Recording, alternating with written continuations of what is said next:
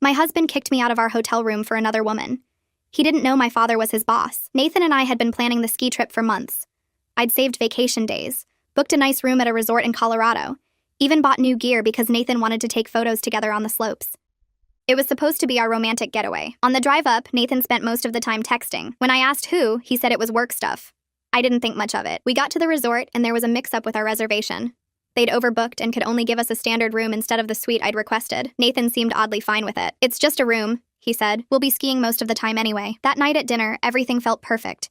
Good food, wine, mountain views. I thought maybe I'd been overthinking things. Then the next morning, Nathan told me his friend Vanessa was at the resort. "What do you mean she's here?" "Total coincidence. She booked a trip and ended up at the same place." Vanessa was Nathan's coworker. They were close in a way that had always made me slightly uncomfortable, but I told myself I was being paranoid. When we went to breakfast, she was waiting in the lobby, acting surprised to see us. She started crying about her ex getting engaged, about needing to escape. Nathan immediately invited her to ski with us. When I pulled him aside to remind him this was supposed to be our trip, he accused me of being selfish. That night, a snowstorm knocked out power to parts of the resort. Vanessa showed up at our door saying her building had no heat. Nathan invited her to stay with us without even asking me. We had one bed. I said she could take the couch. She claimed she couldn't sleep in the living area because of claustrophobia. Nathan actually asked if I'd mind switching with her. I said no. Then Vanessa started coughing. She said the stress was triggering her health issues, that she needed to lie down somewhere quiet. Nathan helped her to our bed. When I objected, he said I was making her worse with my negative energy. He asked me to wait in the lobby until she calmed down. The lobby was closed because of the storm. He suggested the hallway. "You're seriously kicking me out of our room? Just for an hour or two? She's really struggling." I grabbed my coat and left. I was too angry to think straight. The hallway was freezing. I found a small sitting area near the elevators and curled up on a bench, using my jacket as a blanket. Around midnight, a staff member found me and asked if everything was okay. I explained the situation, and she looked confused. "Ma'am, our backup generators are working. No buildings lost power tonight." I went back to the room and used my key card. Nathan and Vanessa were asleep in the bed together, not doing anything explicit, but her head was on his chest and his arm was around her, comfortable, intimate. I packed my bag quietly and left. Drove home through the snowstorm. 8 hours of icy roads and blurred vision from crying. Nathan didn't text once to check on me. By the time I got home, I was exhausted. I called my dad from the driveway because I couldn't stop shaking. When I told him what happened, he went very quiet. "I need you to repeat that," he said. "Nathan left you to sleep in a hallway so another woman could have your bed?" "Yes." "And you drove home alone in a blizzard?" "Yes." More silence. "Then, I'll handle this. I should mention that my father runs the consulting firm where Nathan works. Nathan got his job because of me. My dad had always treated him like family, given him opportunities, mentored him personally." 2 days later, Nathan called me in a panic. There was an emergency review of his performance scheduled for Monday. Did I know anything about it?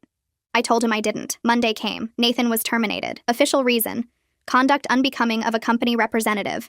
Failure to meet professional standards. The real reason: my father had finally seen who Nathan really was. Nathan tried calling me dozens of times, crying about how his career was ruined, how I'd destroyed his life by telling my dad. I reminded him about my negative energy and stopped answering. He moved back in with his mother. Vanessa apparently wanted nothing to do with him once he wasn't a successful consultant anymore. Turns out she'd never actually been interested in him.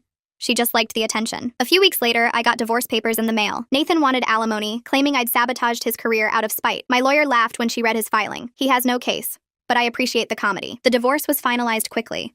I kept everything because everything had been mine to begin with.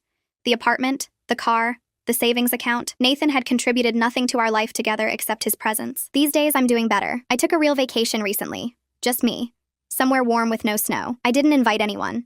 I didn't share my location, and when a man at the hotel bar asked if I was there alone, I smiled and said yes. For the first time in years, that felt like freedom, not loneliness. I ordered another drink and stayed at the bar, watching the ocean through the windows while the bartender wiped down glasses nearby. She was maybe 30, with short dark hair and an easy smile that made me feel less pathetic for sitting alone. When she came back to refill my water, she asked if I was celebrating something. I told her I was celebrating being alone without feeling lonely about it. She laughed and said that was the best kind of celebration.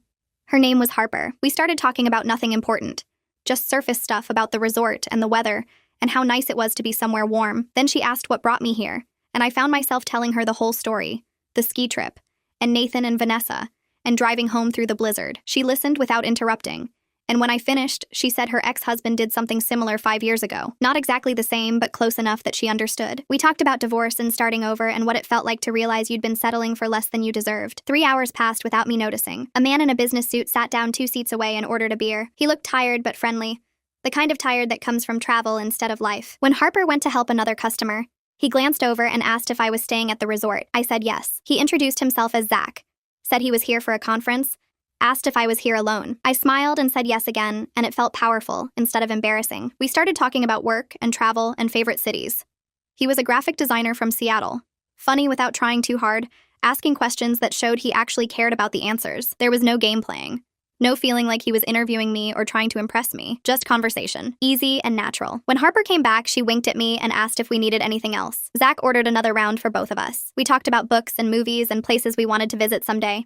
He told me about a hiking trip in Iceland where he almost fell off a cliff taking photos. I told him about the ski trip disaster, the abbreviated version without all the crying. He got angry on my behalf, which felt validating. He said anyone who would kick their wife out of a room for another woman didn't deserve to keep her. Simple and direct.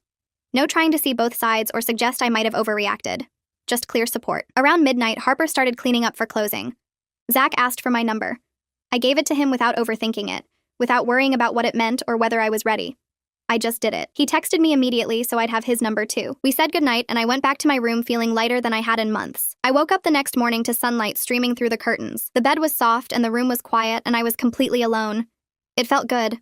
Not lonely, not sad.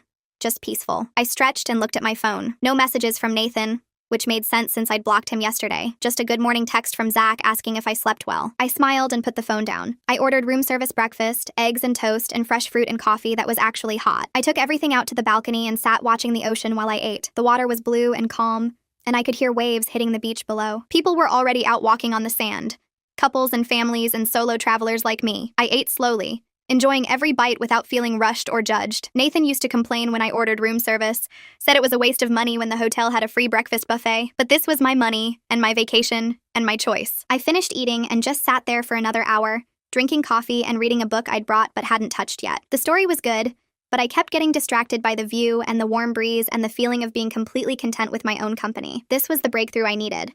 Not finding someone new or getting revenge on Nathan or even the divorce being finalized. Just this moment of being alone and being okay with it. Better than okay. Actually happy. My phone buzzed with a text from Harper asking if I wanted to grab lunch before I left. I was surprised by how much I wanted to say yes. We met at a beachside cafe with outdoor tables and umbrellas. Harper was wearing jeans and a tank top instead of her bartender uniform, looking more relaxed than she had last night. We ordered fish tacos and iced tea and talked like we'd known each other for years instead of hours. She told me about her divorce 3 years ago.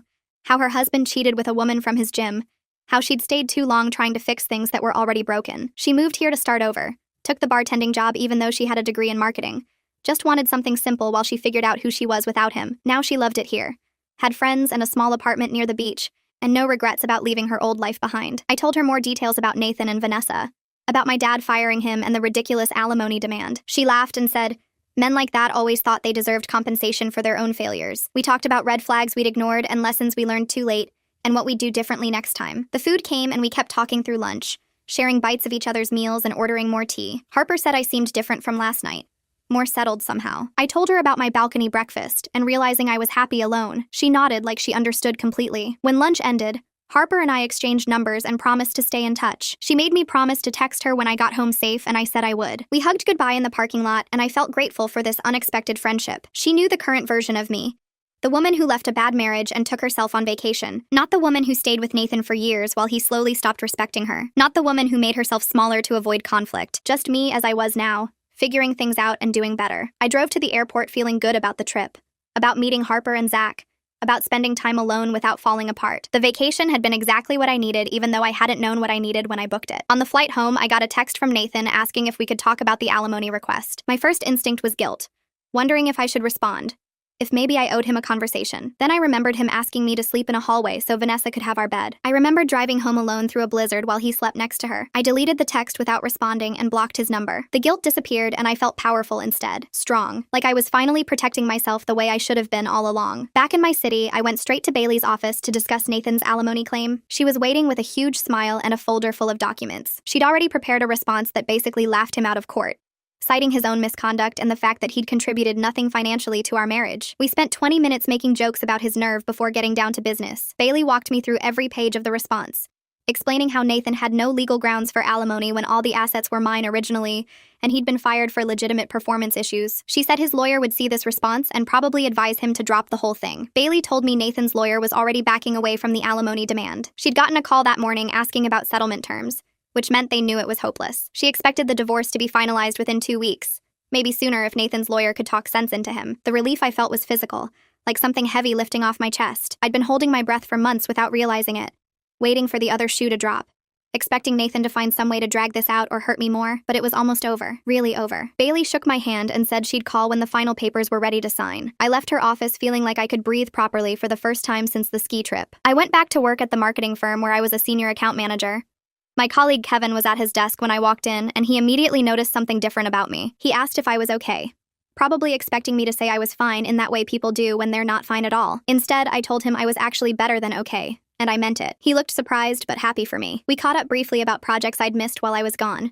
Nothing urgent, just normal work stuff that felt manageable instead of overwhelming. Kevin invited me to happy hour with some coworkers after work. The old me would have said no automatically, would have gone straight home to avoid questions about Nathan or pitying looks from people who knew about the divorce. But I said yes. We went to a bar downtown, nothing fancy, just a place with good drinks and loud music. I found myself laughing genuinely for the first time in months, telling cleaned-up versions of my divorce story that focused on my freedom, rather than Nathan's betrayal. My coworkers were supportive without being nosy, congratulating me on getting out instead of asking painful questions about what went wrong. One woman told me about her own divorce 5 years ago and how much better her life was now. Another guy said he'd always thought Nathan seemed fake and was glad I figured it out. The evening felt normal and fun, and I realized I'd been isolating myself without meaning to. That evening, Zach texted asking how my flight was. We fell into an easy conversation about our cities and favorite places. He told me about a coffee shop in Seattle with the best pastries, about hiking trails near his apartment, about a bookstore he loved that stayed open until midnight. I told him about restaurants I wanted to try, about a park near my place with a good running path, about the marketing firm and projects I was working on. There was no pressure, no game playing, just two people getting to know each other at a comfortable pace. He asked if I liked my job, and I realized I actually did.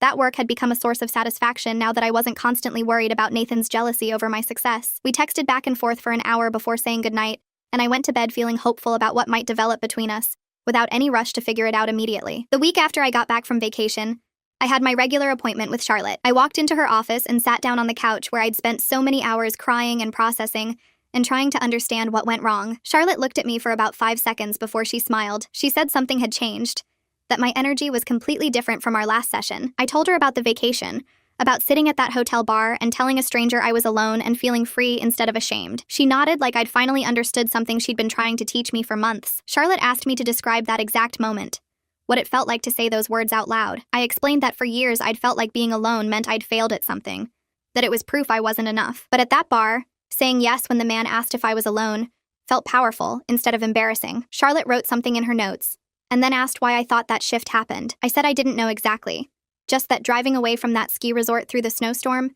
had broken something inside me that needed to break. We spent the rest of the session talking about Nathan and why I'd stayed as long as I did. Charlotte asked me to think about when the relationship had actually been good, when Nathan had treated me with real respect and care. I sat there trying to remember specific moments and realized I was reaching back years, back to when we first started dating. Charlotte pointed out that I'd been working so hard to be a good partner that I'd stopped noticing he'd quit being one a long time ago. The ski trip wasn't the start of his disrespect.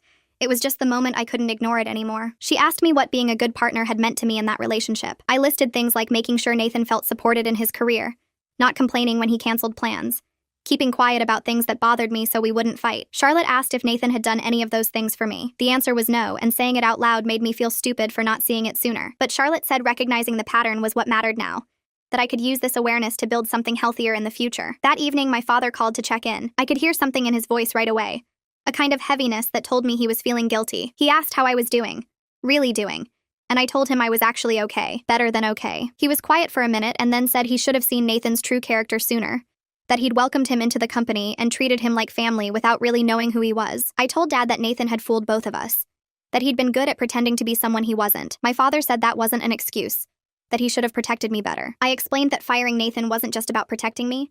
It was about protecting his company from someone who showed such terrible judgment and character. Any man who would ask his wife to sleep in a hallway so another woman could have her bed wasn't someone who should represent a professional firm. Dad made a sound like he agreed, but it still bothered him. I told him I was grateful for what he did, that his response had shown me I had people who would stand up for me when I couldn't stand up for myself. My father's voice changed then, got harder. He said Nathan had tried to contact him directly last week, claiming I'd poisoned Dad against him and asking for his job back. Nathan had sent a long email about how he was the real victim, how I'd destroyed his career out of spite over a misunderstanding. Dad said he'd had his lawyer send a cease and desist letter telling Nathan to stop all contact or face legal consequences. Hearing the steel in my father's voice made me feel protected in a way I hadn't felt during my marriage. Nathan had always made me doubt my own reactions, made me feel like I was overreacting or being difficult.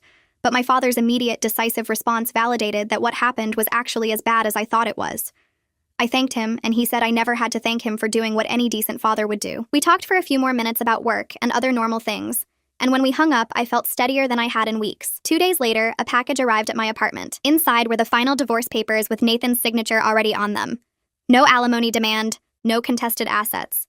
Just his signature and a note from his lawyer saying all terms had been agreed to. I stared at the papers for a full minute, not quite believing it was really over. My phone rang, and it was Bailey calling to congratulate me. She said Nathan's lawyer had probably sat him down and explained in very clear terms that he had no case, and pursuing alimony would only cost him money he didn't have. Bailey sounded happy for me, said she'd file the papers with the court, and the divorce would be officially final within a week. I thanked her for everything, and she said it had been one of the easier cases she'd handled, that sometimes the right side actually wins without much of a fight. After we hung up, I looked at the papers again and felt something close to relief. A chapter of my life was closing with satisfying finality, and I was ready to turn the page. I decided to celebrate by taking myself to an expensive restaurant I'd always wanted to try. Nathan had dismissed it as pretentious when I'd suggested it for our anniversary last year, said it was a waste of money for food that would just be small portions on big plates. I made a reservation for one and wore a dress I loved, but Nathan had always said was too bright. The restaurant was exactly as nice as I'd hoped.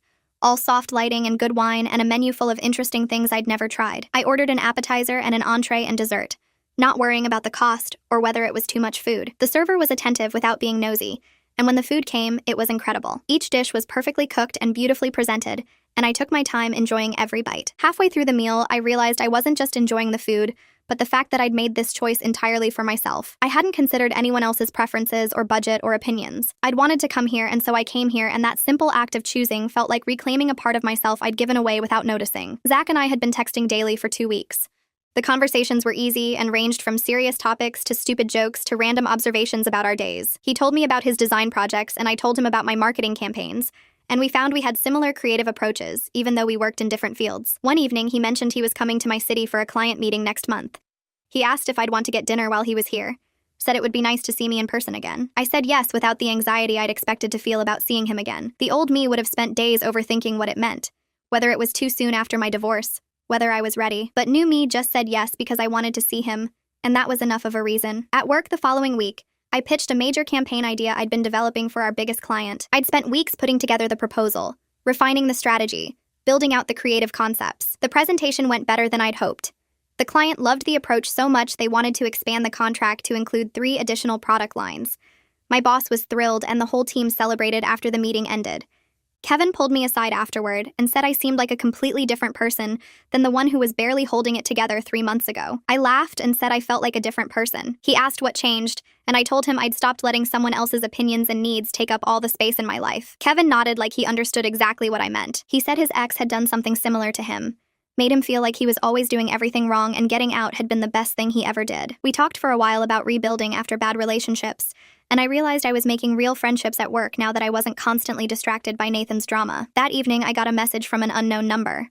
I almost deleted it without reading, but something made me open it. The message said it was Vanessa, and she wanted to talk because she felt terrible about what happened at the ski resort. She said she'd been going through a hard time and made bad choices, that she hoped I could understand, and maybe we could talk things through. I stared at the message for a full minute, reading it 3 times. The old me would have responded immediately, would have tried to understand her perspective, and probably ended up comforting her about her guilt.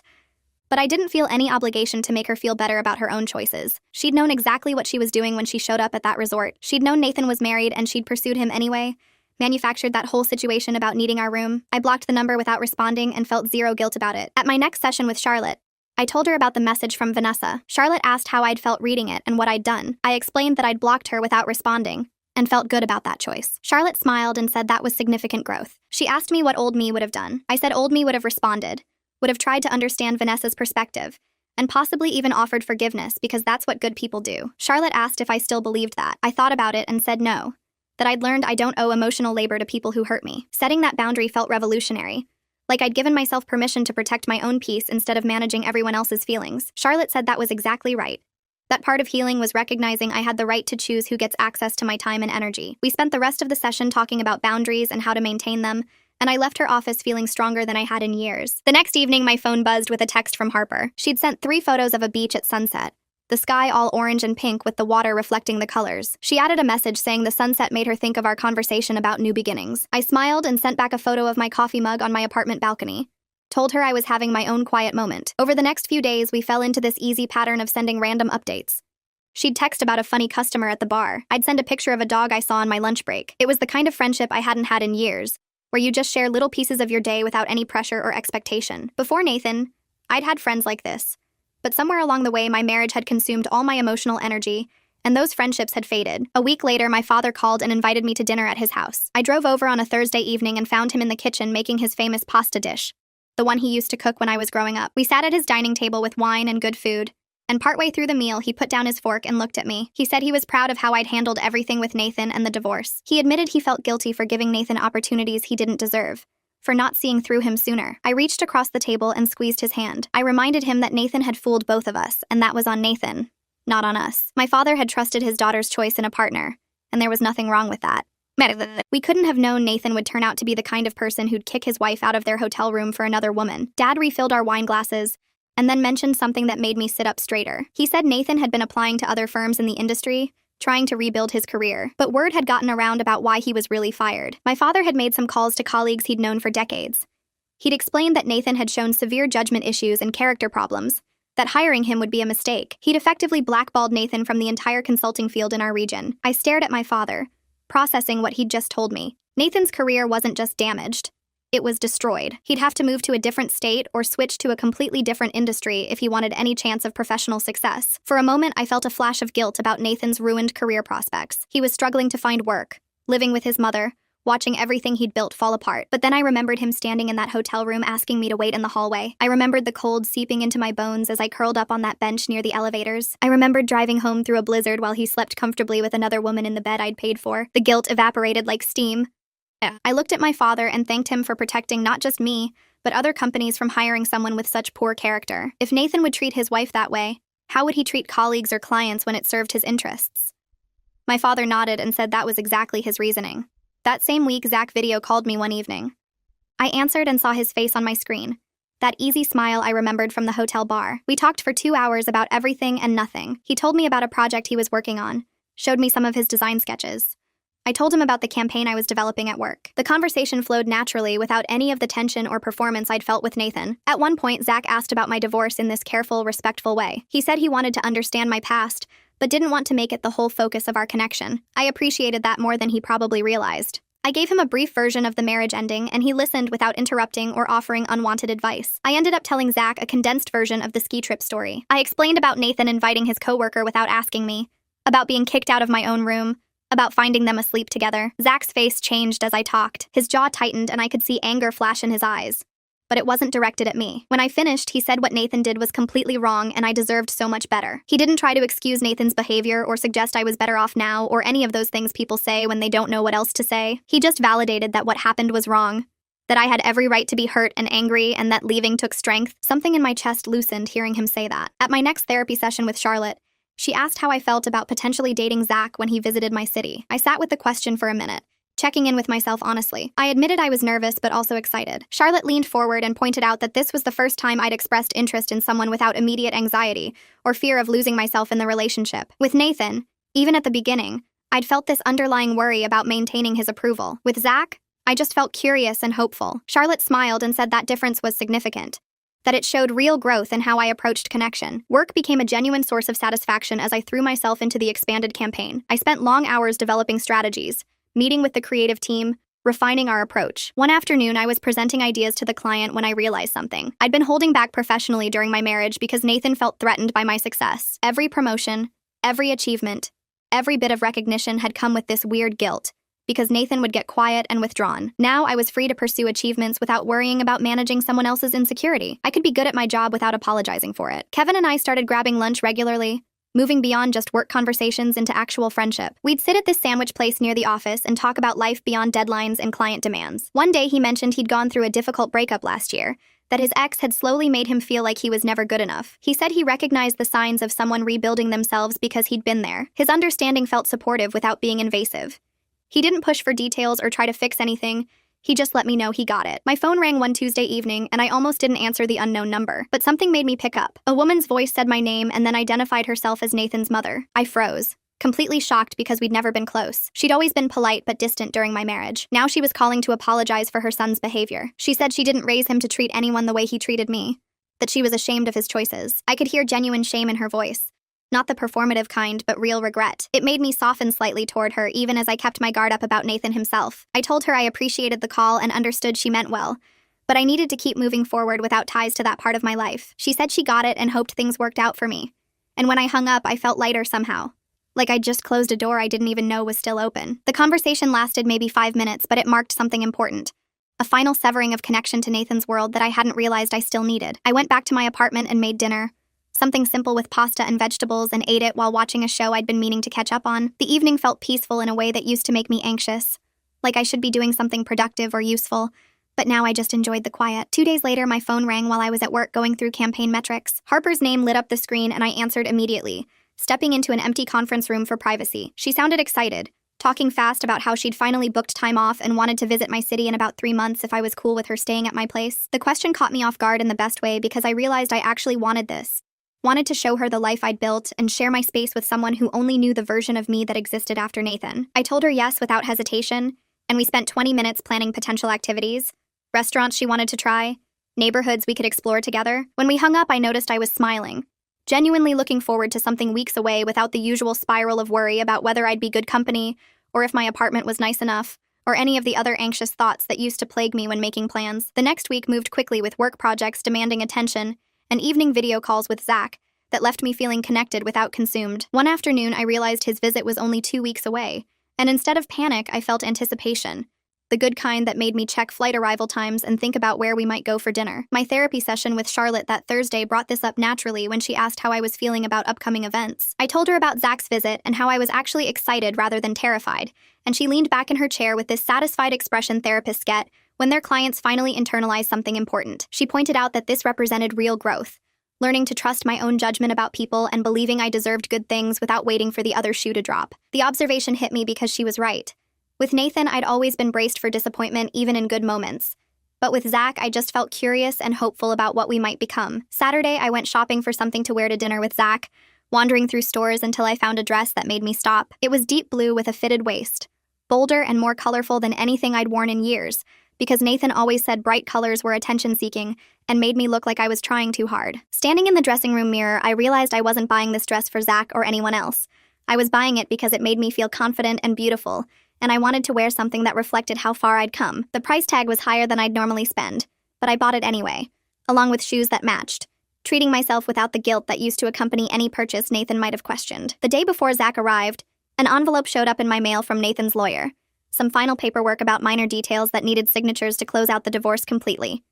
I called Bailey immediately, and she told me to scan and send everything over. She'd handle it. Within 3 hours, she called back saying everything was signed and filed.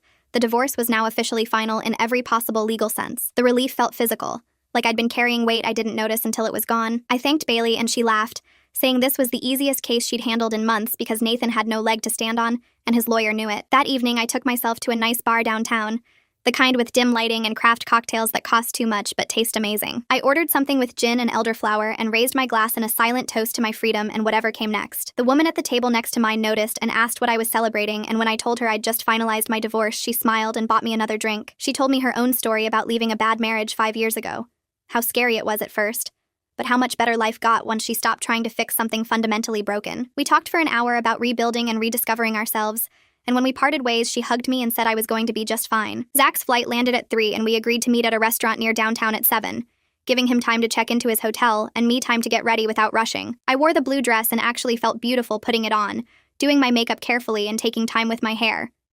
The restaurant had amazing pasta according to reviews and low lighting that felt intimate without being too dark. Zach was already there when I arrived, standing to hug me when I approached the table, and seeing him in person after weeks of video calls felt both familiar and exciting. The conversation flowed even more easily than it had over text and calls, moving naturally between topics without awkward pauses or forced small talk. When he reached across the table to hold my hand, I didn't pull away, just let his fingers intertwine with mine while we talked about everything and nothing. After dinner, we walked through the city, the night air cool but not cold, streetlights casting everything in warm tones. We talked about childhood memories and career goals, favorite books and places we wanted to travel, the conversation never running dry or feeling like work. Zach told me about his own past relationship that ended badly, a girlfriend who'd cheated, and then tried to make him feel responsible for her choices, and I appreciated that he was honest about his baggage without making it my problem to fix or expecting me to reassure him constantly. He asked questions about Nathan but didn't push when I kept my answers brief, respecting that I'd share what I was comfortable with when I was ready. We reached my apartment building around 11 and stood outside talking for another 20 minutes before Zach asked if he could kiss me. The fact that he asked instead of assuming, that he treated my consent as important rather than a given, made me want to say yes more than anything. When we kissed, it felt like possibility instead of obligation, like the beginning of something good, rather than the continuation of something broken. He pulled back after a moment and smiled, saying he'd see me tomorrow, and I watched him walk toward the main street to catch a ride back to his hotel. Over the next 2 days, while Zach was in town, we explored the city between his work meetings. He had client calls in the morning, so we met for lunch and spent afternoons wandering neighborhoods I loved, showing him my favorite coffee shop and the bookstore where I spent too much money, and the park where I went running on weekends. He fit into my life easily without trying to take it over, asking questions about my routines and preferences instead of suggesting we do things his way. We had dinner both nights at different restaurants, tried a new brewery that had just opened, saw a movie that was supposed to be good but turned out mediocre, and laughed about it afterward. On his last morning before flying back to Seattle, we got breakfast at a place near his hotel, and I realized this was what healthy connection felt like when it wasn't built on manipulation or control. Just two people enjoying each other's company without games or hidden agendas. When Zach's flight back to Seattle left the next morning, I drove him to the airport and hugged him goodbye in the departures area. The hug lasted longer than it needed to, but when we pulled apart, I felt happy instead of sad, content instead of anxious about when I'd see him again. I watched him walk through security, waved when he turned back one last time, and then drove home with music playing and no tightness in my chest. At my therapy session with Charlotte 3 days later, I told her about the visit and how I felt after he left. She smiled and set down her notebook. She said what I was describing was secure attachment, the ability to enjoy connection with someone without losing myself in it, or feeling devastated when they weren't physically present. I sat with that for a minute, thinking about how different this felt from my marriage, where Nathan's absence had always meant either relief or anxiety depending on what mood he'd been in before leaving. Charlotte asked how it felt to hear that, and I told her I felt proud, like I'd actually learned something real from all these months of therapy instead of just talking in circles. She said I should feel proud because the work I'd done to get here wasn't easy, and most people never develop this kind of healthy attachment even once in their lives. Work picked up the following week with 3 new client pitches and a major campaign launch that had the whole office buzzing. I stayed late 2 nights running presentations and barely noticed the time passing, because I was actually enjoying what I was doing instead of watching the clock and dreading going home. On Thursday afternoon, my boss called me into her office and I assumed it was about the campaign metrics. Instead, she closed the door and asked if I'd be interested in a promotion to director level. The position would mean managing a team of 5 people, taking on bigger clients, and a salary increase that made my eyes widen when she said the number out loud. She said I'd earned it with my performance over the past year, and the company wanted to invest in people who showed real leadership potential. I said yes immediately without the hesitation that would have paralyzed me during my marriage, without stopping to think about how Nathan would react to me out-earning him by even more than I already had. My boss looked pleased and said she'd start the paperwork, and I walked back to my desk feeling like I was floating 3 inches off the ground. I called my father that evening to tell him the news, and he insisted on taking me out to celebrate. 2 days later, we met at an upscale steakhouse downtown, the kind of place with cloth napkins and a wine list thicker than a phone book. Dad ordered a bottle of something expensive and raised his glass to toast my success, and I could see genuine pride in his face when he looked at me. Over appetizers, he told me he'd been worried about me for years,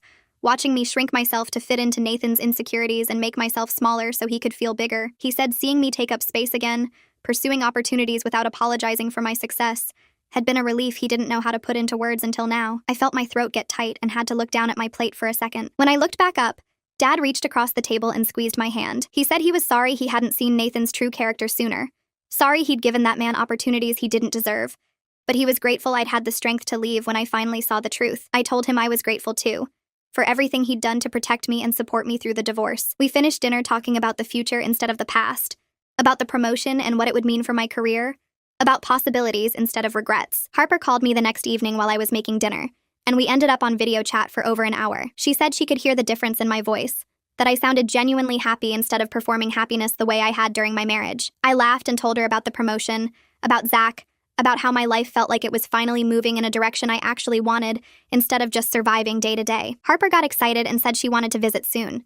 Actually come see this new life I was building. We made concrete plans right there on the call, looking at calendars and booking dates 3 months out. I suggested a wine tasting tour at some vineyards an hour outside the city, and Harper found tickets to a show I'd mentioned wanting to see months ago. By the time we hung up, everything was planned and paid for, and I had something to look forward to that had nothing to do with anyone else's expectations or needs. Zach and I fell into a pattern over the next few weeks that felt natural instead of forced.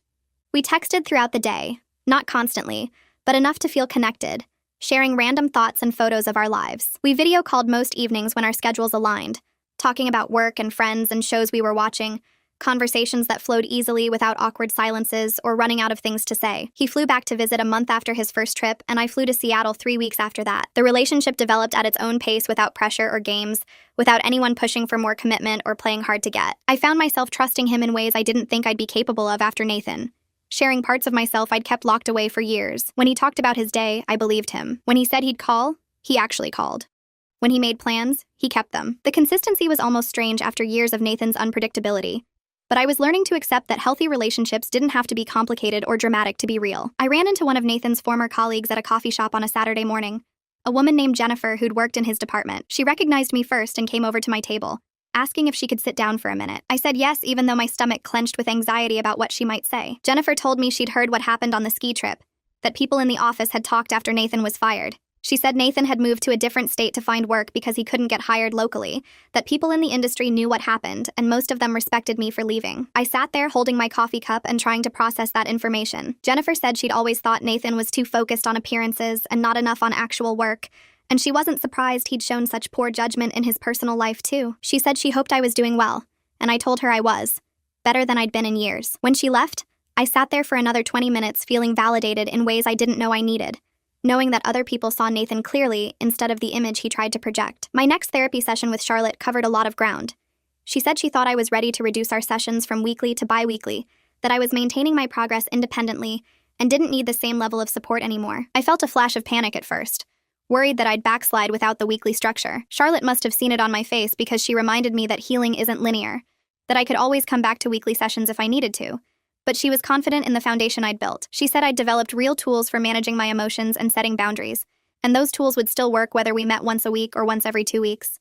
I agreed to try it, and we scheduled my next appointment for 2 weeks out. Walking out of her office, I felt both nervous and proud, like I was graduating to a new level of independence I'd worked hard to reach. My promotion became official the following Monday, with an email announcement to the whole company and a new office assignment. The office had windows overlooking the city, a view I'd never had before, and enough space for a real desk and a small meeting table. Kevin showed up within an hour carrying a potted plant as a congratulations gift, something green and leafy that he said was hard to kill. Other colleagues stopped by throughout the day to express genuine happiness for my success, people I'd worked with for years but had kept at arm's length during my marriage. I realized I'd built real professional relationships during my recovery without even noticing, connections based on mutual respect and shared work, instead of the isolation I'd maintained when Nathan was in my life. By the end of the day, my new office had the plant from Kevin, a funny card signed by my team, and a bottle of champagne from my boss. I sat in my new chair looking out at the city and felt like I'd finally earned a space that was mine. A mutual acquaintance from my marriage reached out later that week, someone I hadn't spoken to in months. She said Nathan had asked her to contact me, that he was applying for jobs and needed a professional reference. She sounded uncomfortable even asking, like she knew what my answer would be. I told her absolutely not, that I wouldn't write Nathan a reference for anything, and she said she figured as much but felt obligated to ask since he'd been persistent. I appreciated that she understood boundaries and wasn't trying to guilt me into helping him. She said most of their mutual friends had stopped talking to Nathan after hearing what happened, that he'd burned a lot of bridges with his behavior. I thanked her for respecting my answer and we hung up. I felt nothing about Nathan's job search. No guilt or sympathy or satisfaction, just a blank space where concern for him used to be. Zach flew in for a long weekend 2 weeks later, and I invited Kevin and some other friends from work to meet him at a bar downtown. I'd been nervous about introducing him to my life, worried that mixing different parts of my world would feel awkward or forced. Instead, it felt easy and natural, watching Zach talk to Kevin about design work and trade restaurant recommendations with my coworker Sarah. He fit into the group without trying to dominate conversations or prove anything, asking questions and listening to answers, laughing at jokes and telling his own. Kevin pulled me aside at one point to say he liked Zach, that he could tell Zach respected my independence while clearly caring about me. I watched Zach across the bar talking to Sarah and felt something shift in my chest, a warmth that spread through me like sunlight. I realized I was falling in love with him in a healthy way, the kind of love that added to my life instead of consuming it, that made me feel more like myself instead of less. Harper's flight landed on a Thursday afternoon. I picked her up from the airport and watched her face light up when she saw me waiting at arrivals. We hugged for a long time and she pulled back to look at me with this expression like she was seeing someone new. She said I looked different, happier, more solid somehow. The drive to my apartment took 30 minutes through downtown traffic, and we talked the whole way about her job at the resort, about the regulars at the bar, about a guy she'd been seeing casually. When we got to my building, I carried her bag upstairs and unlocked my door, suddenly nervous about what she'd think of my space. She walked in and immediately went to the windows overlooking the street below. She turned around and told me this place was perfect, that she could feel how much it was mine in a way the old apartment with Nathan never was. We spent the first evening cooking dinner together in my small kitchen, drinking wine and catching up properly. Harper told me she'd been worried about me after I left the resort, that she'd thought about me often and hoped I was doing okay. I showed her around the neighborhood after dinner, pointing out my favorite coffee shop and the bookstore where I'd been spending Saturday mornings. She noticed the yoga studio on the corner and asked if I went there, and I admitted I'd been taking classes twice a week, something Nathan had always dismissed as a waste of time. The next 3 days passed in a blur of activity. We hit every spot I'd planned, plus a dozen places we discovered spontaneously. We went to the art museum on Friday morning and spent hours wandering through exhibits,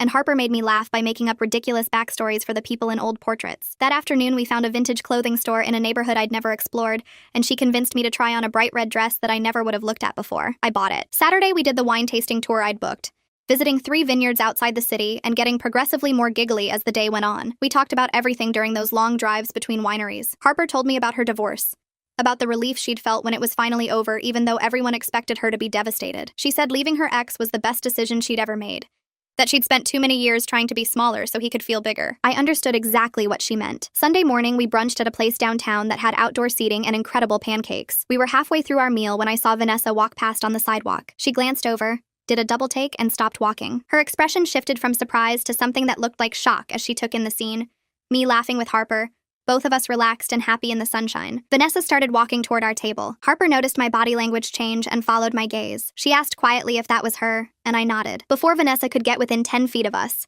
Harper stood up and positioned herself between Vanessa and our table. Harper told her to keep walking, that we weren't interested in whatever she had to say. Vanessa tried to step around her, but Harper moved to block her path again, and I watched this woman who barely knew me physically protect me from someone who'd helped destroy my marriage. Vanessa's face flushed red, and she said she just wanted to apologize, that she felt terrible about everything. Harper told her she could feel terrible somewhere else, that her guilt wasn't our problem to solve. Vanessa looked past Harper to me, waiting for me to intervene or soften the rejection. I took a sip of my mimosa and said nothing. After a long, uncomfortable moment, Vanessa turned and walked away quickly, her shoulders hunched like she was trying to make herself smaller. Harper sat back down and we looked at each other for a second before both of us started laughing. She raised her glass and toasted to terrible people getting exactly what they deserve, and I clinked my glass against hers. The laughter faded and I realized I felt completely neutral about seeing Vanessa. No anger, no hurt, no need to understand why she'd done what she did. She was just someone who'd made selfish choices that ended up freeing me from a marriage that was killing me slowly. I told Harper this and she nodded,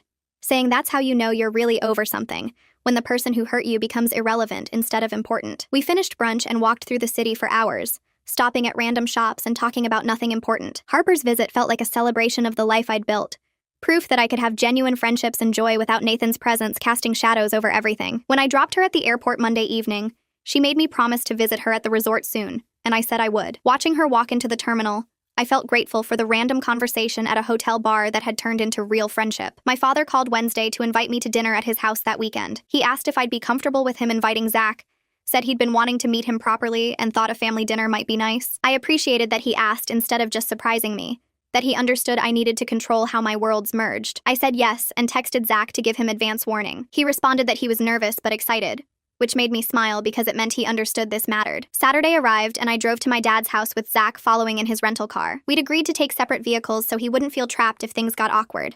Another small thing that showed he got how to respect my boundaries. My father opened the door and shook Zach's hand, and I watched them size each other up in that way men do. Dinner was my dad, me, Zach, and my aunt who lived nearby. The conversation flowed easily, my father asking Zach about his design work and actually listening to the answers. Zach asked thoughtful questions about my dad's consulting firm, and made my aunt laugh with stories about design disasters he'd witnessed. What struck me most was how Zach kept checking in with me non-verbally throughout the evening, making sure I was comfortable, including me in conversations, never trying to impress my family at my expense. After dinner, my father asked to speak with me privately in his study. We left Zach talking with my aunt about her garden renovation plans. Dad closed the door and told me he liked Zach, that he could see Zach treated me with respect and genuine care. He said Zach reminded him of how he'd been with my mother, attentive without being controlling, supportive without being overbearing. Then his expression shifted and he apologized again for not seeing Nathan's true character sooner, for giving him opportunities and treating him like family when he didn't deserve it. I told him we'd both been fooled, that Nathan was good at performing the role of decent person when it benefited him. I said we'd both learned important lessons about trust and judgment, about the difference between someone who says the right things and someone who does them. My father nodded and pulled me into a hug, something he didn't do often, and I felt the weight of his guilt and his relief that I was okay. We went back to join Zach and my aunt, and the rest of the evening passed comfortably. Monday afternoon, I had my regular appointment with Charlotte.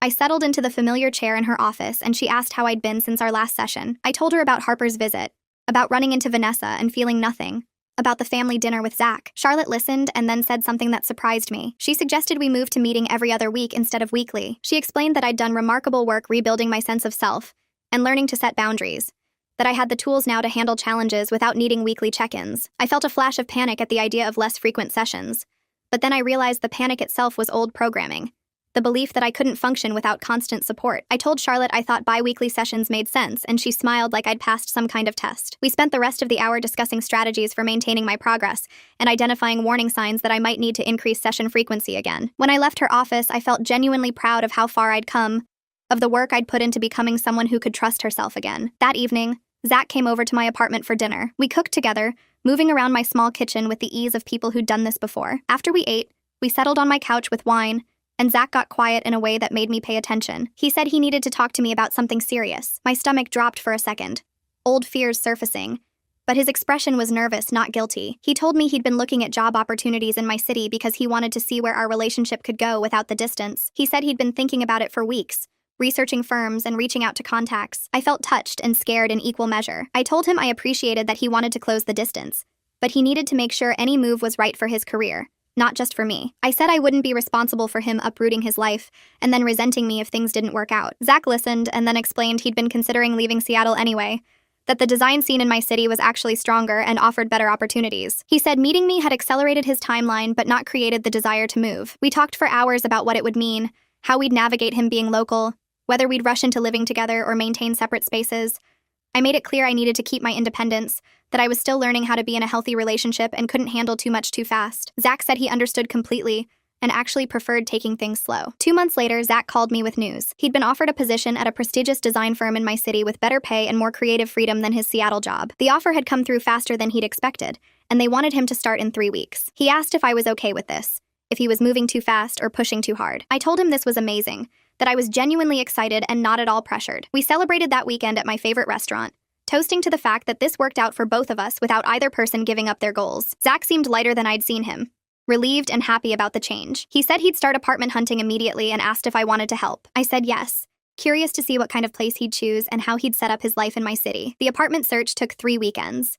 We looked at places in different neighborhoods, and I learned things about Zach from watching what he responded to. He wanted natural light and space for a home office, proximity to good coffee shops and running trails. We found a great place in a neighborhood about 20 minutes from mine, close enough to see each other easily, but not so close we'd fall into the trap of spending every moment together. The apartment had huge windows and hardwood floors, and Zach signed the lease the same day we saw it. I helped him move in 2 weeks later, along with Kevin, who I'd asked to come help, because I wanted Zach to have other connections in the city beyond just me. The 3 of us spent the day hauling boxes and assembling furniture, and watching Kevin and Zach joke around while building a bookshelf made me feel like my different worlds were blending naturally. That evening after Kevin left, Zach and I ordered pizza and sat on his new couch surrounded by unpacked boxes. He said this felt right, being here in the city with me, starting this next chapter. I agreed and felt amazed at how different healthy love felt from what I'd had with Nathan, how it added to my life instead of consuming it, how it made me feel more like myself instead of less. The anniversary of my divorce being finalized fell on a Tuesday. I took myself out that evening to the same bar where I'd met that woman who'd bought me a drink a year ago. I ordered the same thing I'd had then and sat at the bar alone,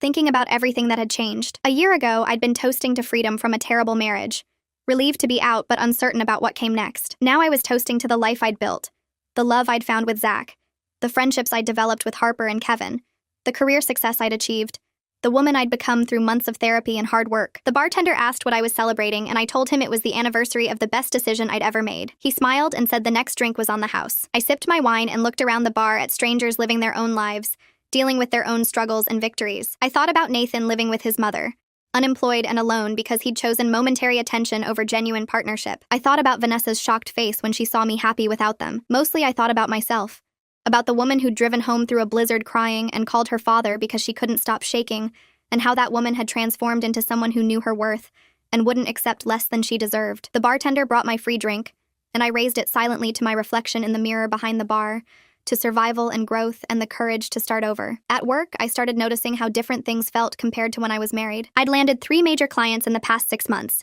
And my team actually seemed to respect my leadership instead of just tolerating it. During a campaign review meeting, one of the junior designers asked if I could look at her portfolio and give feedback. After the meeting ended, I spent an hour going through her work and helping her see where she could push her concepts further. She thanked me like I'd done something extraordinary, but it just felt natural to help someone the way I wished someone had helped me when I was starting out. Kevin caught me in the break room later that week and told me I'd changed as a leader, that people wanted to work with me now because I was confident without making everything about control. I thought about Nathan and how he'd always needed me to be smaller, so he could feel bigger. How my success at work had threatened him instead of making him proud. The balance I'd found wasn't about doing less or achieving less. It was about being fully myself without apologizing for it. Harper texted me that she'd booked her flight and would arrive Friday evening. I cleaned my apartment and stocked the fridge with good wine and ingredients for the meals we'd planned to cook together. When she showed up at my door with her suitcase and that huge smile, it felt like welcoming an old friend, even though we'd only known each other for months. Zach came over Saturday afternoon and I watched Harper and him talk about design and art and their favorite cities like they'd known each other for years. We spent the weekend exploring neighborhoods I'd lived near for years but never really seen, eating at restaurants I'd always wanted to try, staying up late talking about everything and nothing. On Sunday evening while we were having drinks on my balcony, Harper looked at me and said I'd completely transformed from the woman she'd met at that hotel bar, that I seemed like someone who finally knew what she deserved. I felt it too. That shift from surviving to actually living. Zach and I were making pasta in my kitchen on a Tuesday night, working around each other easily while music played from my speaker. He was chopping vegetables and I was stirring sauce when he put down his knife and turned to face me. He told me he loved me. Just said it straight out without drama or hesitation. And I felt something settle in my chest that had been unsettled for years. I said it back immediately. No fear or doubt or need to protect myself. Just the truth of how I felt about this man who'd moved to my city and fit into my life without trying to reshape it. We talked about possibilities while we ate, about maybe moving in together eventually but not rushing it, about building something real that didn't require either of us to become smaller. I thought about sitting alone at that hotel bar a year ago, telling a stranger I was traveling solo and feeling free instead of lonely. That moment hadn't been an ending at all, just the start of everything I'd been too afraid to want.